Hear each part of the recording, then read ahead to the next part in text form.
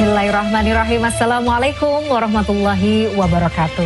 Pemirsa Gapai Kemuliaan yang dirahmati Allah, apa kabar Anda hari ini? Semoga Anda senantiasa sehat dan selalu berada dalam lindungan Allah Azza wa Jalla. Amin ya robbal alamin.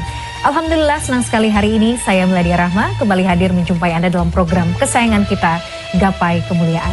Selama 45 menit ke depan, insya Allah kita akan membahas masalah seputar fikih, adab dan tauhid dalam kehidupan sehari-hari. Yang tidak jarang masih banyak dari kita yang mungkin belum banyak yang memahaminya. Seperti biasa saya tidak sendirian, hari ini sudah hadir bersama saya di studio. Ada gurunda kita semua, Kiai Haji Muhammad Faiz. Assalamualaikum Pak Kiai. Waalaikumsalam warahmatullahi wabarakatuh. Apa kabar Pak Kiai? Alhamdulillah sehat? Baik, sehat. Terima kasih sudah hadir di Gapai Kemuliaan. Hari ini tema bahasan kita sangat menarik berkaitan dengan Al-Quran Pak Kiai. Nanti kita akan elaborasi lebih lanjut. Tapi saya juga ingin mengingatkan bagi Anda pemirsa yang juga memiliki pertanyaan, Anda bisa mengirimkan pertanyaan Anda baik berupa pesan teks maupun dalam bentuk video melalui nomor WhatsApp yang tertera di layar kaca. Baik Pak Kiai, bicara soal Quran. Kadang-kadang tuh saya juga bertanya Pak Kiai, kan kalau kita baca Quran ya, ada ayat-ayat yang memang sederhana sekali, hanya dalam bentuk rangkaian huruf aja, 2 atau 3, Hamim, Alif, Lam, Ro. Kadang-kadang kita berpikir sebenarnya apa ya hikmah yang mungkin Allah, ya mungkin kita nggak tahu ya, tapi kita sebenarnya apa yang kemudian ingin Allah sampaikan dalam ayat yang sangat pendek yang hanya beberapa huruf ini. Seperti apa Pak Kiai? Kita memaknainya. Ayat yang dibentuk dari konfigurasi huruf tanpa makna. Kan gitu ya. Seolah-olah kan tanpa makna. Itu yang dipahami oleh orang awam. Menjawab ini sepanjang saya membaca tafsir Mila ya, tidak ada jawaban yang menenteramkan hati seperti tulisan Prof. Quraish Shihab di tafsir Al-Misbah. Jadi para pemirsa nanti bisa membaca tafsir Al-Misbah di surah Al-Baqarah terkait dengan Alif Lam Mim ini. Prof. Quraish itu merangkai kata dari ilmu beliau yang luar biasa itu pada satu kesimpulan. Ini sangat-sangat luar biasa. Kata beliau, Allah menurunkan huruf-huruf ini yang dipahami oleh kita tanpa makna, itu sejatinya untuk menunjukkan betapa berbedanya antara kekuasaan Allah dengan kemampuan manusia. Mila di dapur itu bisa mempelajari masakan dari chef siapapun.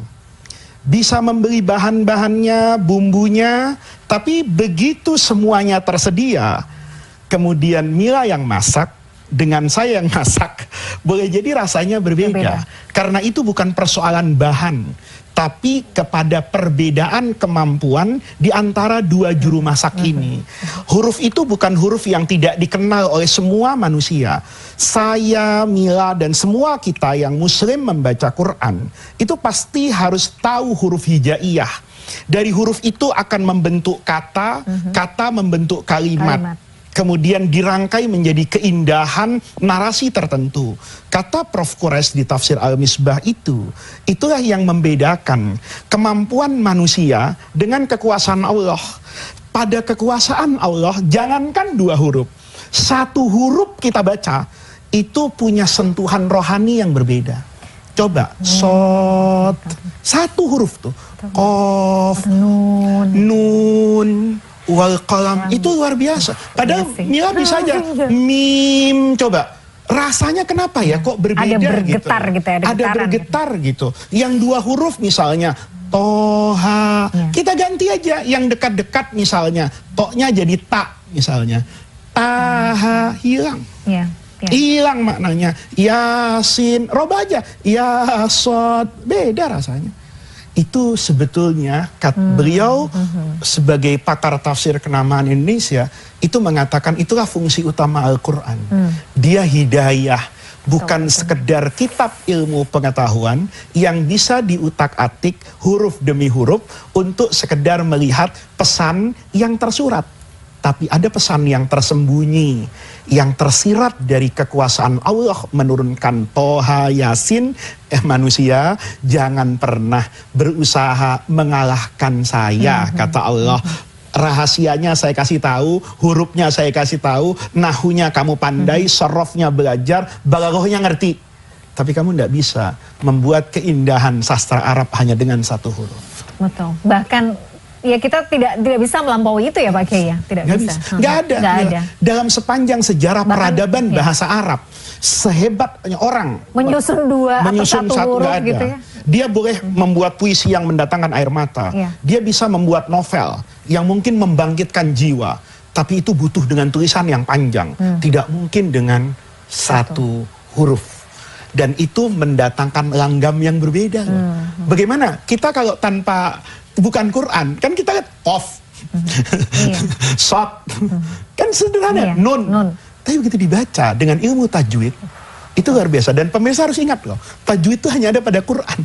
Tulisan Arab itu tidak usah baca Quran Arab terus pakai tajwid, enggak. Tapi disitulah keindahan Al-Quran.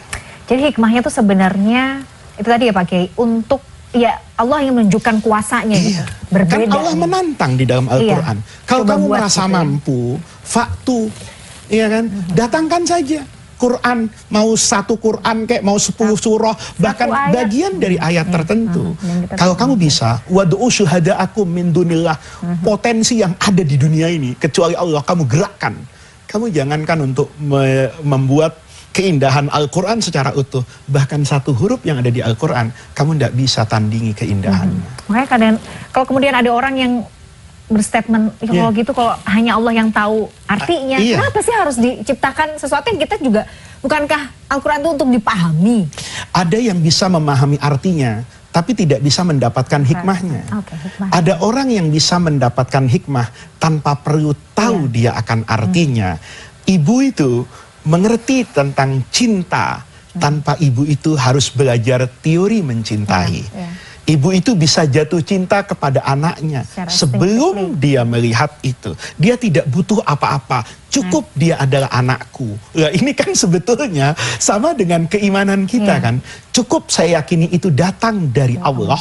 Saya pasti meyakini tidak mungkin Allah turunkan tanpa makna. Tapi saya berusaha mencari makna sebatas kemanusiaan saya. Dalam bahasa Arab tidak mungkin ada makna dibuat dari kata yang berbentuk huruf begini, tetapi kata Allah ada maknanya. Qaf itu punya makna, Faiz, kata Allah. Seakan-akan belajar kamu bahasa Arab yang hebat sampai jadi profesor, kamu tidak akan bisa membuat susunan kata dalam bahasa Arab dengan satu huruf yang mendatangkan keindahan. Itu sejatinya makna. Dan memang karena Allah tuh pencipta kita, jadi Allah tahu bagaimana cara menyentuh hati hambanya kan, walaupun hanya dengan satu huruf Pak Kiai. Makanya Quran itu sentuhan. Coba nada dan langgamnya. Kadang kalau kita bicara pada ilmu do, re, mi, fa, sol, la, si, do, itu ayat Quran tuh indah betul. Itu yang kita katakan bahwa Quran itu bahkan tanpa makna yang harus saya pahami, dia mendatangkan keindahan. Dan ini bukan sesuatu yang aneh. Banyak kan pembaca Quran memang paham semuanya. Coba yang ini, tidak ada nih, kata Prof. Kuras di buku beliau itu, tidak ada bacaan yang dibaca oleh jutaan manusia selama ribuan tahun.